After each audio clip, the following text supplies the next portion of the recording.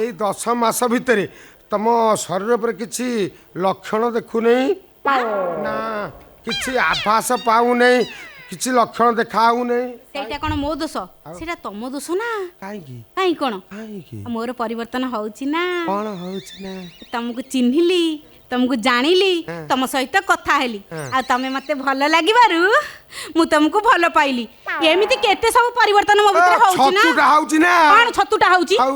କାହିଁ ତମ ଶରୀର ଉପରେ କିଛି ଆଭାସ ମୁଁ ଦେଖି ପାଉନେଇ କଣ ଆଭାସ ହଉନି ଏଇ 10 ମାସ ଭିତରେ ଯେତିକି ଟଙ୍କା ମୁଁ ରୋଜଗାର କଲି ମୁଁ ତମକୁ ସବୁ ଦେଇଦେଲି ଗାଁରେ ମୋ ବୁଢୀ ବିଧବା ବୋଉଟା ମୋ ବାଟକୁ ଅନେଇ ଯାଇଥିବ ରେଜଲ୍ଟ ପୁରା ଜିରୋ ତମେ ଯୋଉ ମତେ ଟଙ୍କା ଦେଇଥିଲ ମୁଁ କୋଉ ନେଇ ବ୍ୟାଙ୍କରେ ରଖିଦେଲି କି ଆଉ